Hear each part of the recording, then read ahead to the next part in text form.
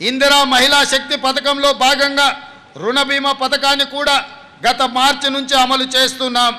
ఈ పథకం కింద సభ్యురాలు ఎవరైనా మరణించినప్పుడు ఆమె పేరున ఉన్న రుణాన్ని గరిష్టంగా 2 లక్షల రూపాయల వరకు మాఫీ చేయడం జరుగుతుంది.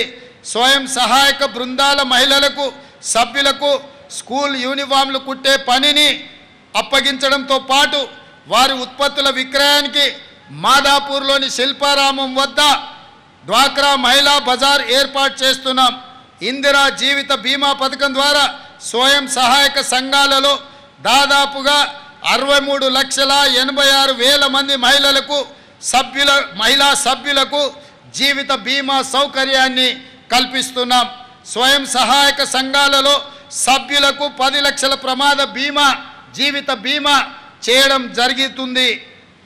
అదేవిధంగా మిత్రులారా, రాష్ట్ర విభజన అనంతరం ఆంధ్రప్రదేశ్తో ఆస్తుల విభజనకు సంబంధించిన సమస్యలను పరిష్కరించేందుకు గత దశాబ్ద కాలంగా ఏ విధమైన ప్రయత్నాలు జరగకపోవడంతో ఎక్కడి సమస్యలు అక్కడే ఉండిపోయాయి. కృష్ణా గోదావరి జలాల్లో మన వాటా లెక్కలు ఇంకా తేలవలసి ఉంది. మా ప్రభుత్వానికి రాష్ట్ర ప్రయోజనాలు ముఖ్యం.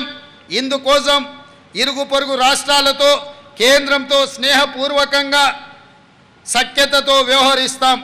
రాష్ట్ర విభజనానంతరం అపరిష్కృతంగా మిగిలిపోయిన సమస్యలను సత్వరంగా పరిష్కరించుకోవడానికి ఇటీవల ఆంధ్రప్రదేశ్ ముఖ్యమంత్రితో జరిపిన చర్చలు త్వరలో మంచి ఫలితాలను ఇస్తాయని మా ప్రభుత్వం భావిస్తుంది. ఇది ప్రజా ప్రభుత్వం, ప్రతి ఒక్కరి ప్రభుత్వం. స్వేచ్ఛకు ప్రాధాన్యత ఇస్తూ ప్రజాస్వామ్య విలువలను గౌరవిస్తూ సంక్షేమానికి పెద్దపీట వేస్తూ విశ్వ వేదికపై తెలంగాణను సగర్వంగా నిలిపే పాలన శక్తి వంచన లేకుండా కృషి చేస్తామని హామీ ఇస్తూ దీనికి ప్రతి ఒక్కరూ సహకరించాలని కోరుతూ మరొక్కసారి అందరికీ స్వతంత్ర దినోత్సవ శుభాకాంక్షలు. మిత్రులారా, చివరగా రాష్ట్రానికి పెట్టుబడుల సాధన కోసం జరిపిన అమెరికా దక్షిణ కొరియా పర్యటన విజయవంతమైంది. 19 అగ్రశ్రేణి కంపెనీలతో చర్చలు జరిపాం. 31,532 కోట్ల రూపాయల పెట్టుబడుల ఒప్పందాలు జరిగాయి. తద్వారా 30,750 మందికి నేరుగా ఉద్యోగ అవకాశాలు లభించే అవకాశం ఉంది. తెలంగాణను ఫ్యూచర్ సిటీగా ప్రపంచానికి పర్యటన ద్వారా పరిచయం చేశాము. ఇదొక గొప్ప ముందడుగు.